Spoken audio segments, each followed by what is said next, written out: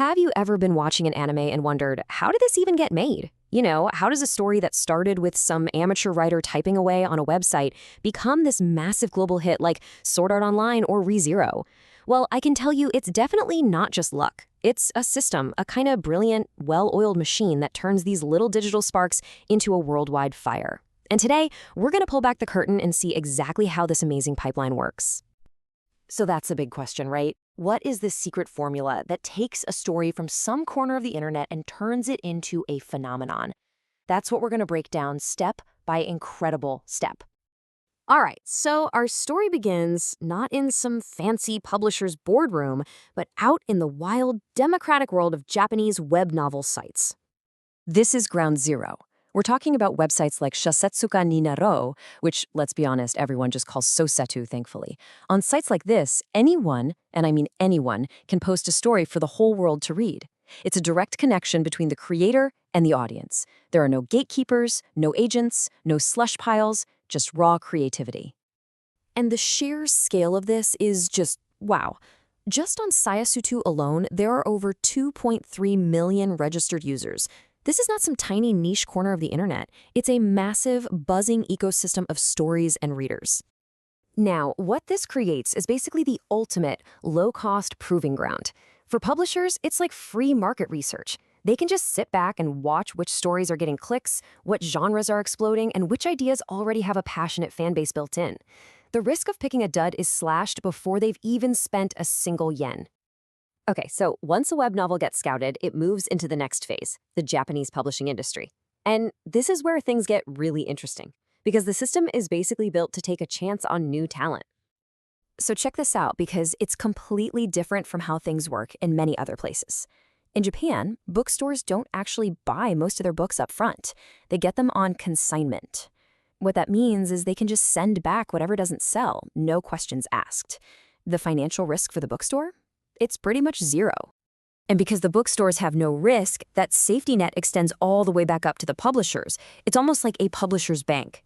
It encourages them to take more shots, to print niche light novels from first-time web authors, because they know they won't go bankrupt if a book doesn't immediately fly off the shelves. But it's not all about distribution and business models. There's a really crucial human element, and it comes in the form of a person called the tanto. This is the editor assigned to the author. And believe me, the word editor doesn't even begin to cover it. The tanto is part editor, part manager, part therapist, even part accountant. They are deeply involved, helping to shape that raw web novel into a professional, polished book. This intensive, supportive relationship is absolutely key to nurturing all that new talent. So, our web novel has been found, polished, and published. It's a real book. But that's just the first rung on a much, much taller ladder. The next goal is to start the climb towards becoming a true media franchise. Now, before you go and spend millions of dollars on a full-blown anime series, you need to test the waters, right? That's where the manga adaptation comes in. It's a visual proof of concept. It establishes what the characters in the world look like, and it gauges whether the story has appeal beyond the novel-reading audience. But that brings us to the biggest jump of all. Making anime is insanely expensive. So, where does all that cash come from? Who's footing the bill for this? Well, the answer is another uniquely Japanese invention, the Seisaku Inkai, or the production committee. Basically, instead of one company taking on all the risk, a whole bunch of different companies chip in to fund the project together. So who's in this club? Well, it's pretty much everyone who has a stake in the project's success. You've got the publisher who wants to sell more books, a music company who'll sell the soundtrack, a toy company for the action figures. Everyone pulls their money, shares the risk, and hopefully shares the profits. In this whole committee idea, it's the engine room for the master strategy that really makes this pipeline go. It's a concept known as the media mix. Media mix is more than just making a movie out of a book. It's about creating this whirlwind, a self-promoting ecosystem where everything feeds into everything else. The anime gets people to buy the manga gets people to play the game gets people to buy the merchandise. It all just spins together, creating this massive commercial loop. And if you look at where the money actually comes from, it might surprise you. You'd think the TV and streaming rights would be the biggest piece of the pie, right? But nope. A lot of the time, the real cash cows are things like character merchandise and video games.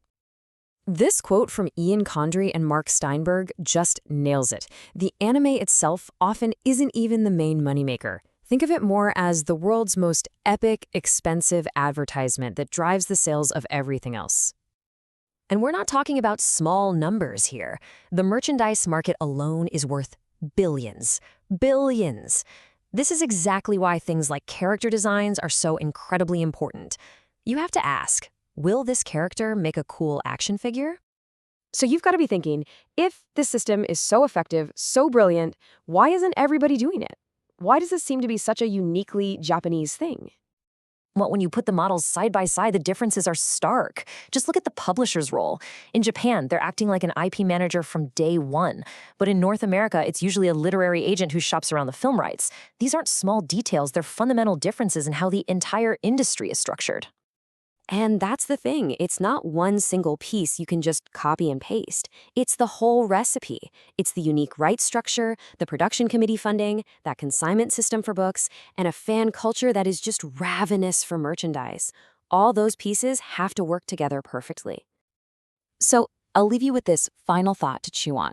Is this creative pipeline the absolute perfect engine for finding new ideas and launching them into the stratosphere? Is it a model that others should be trying to copy? Or is it something so uniquely tied to Japan's culture and industry that it's powerful, but ultimately impossible to replicate anywhere else? It's a fascinating question.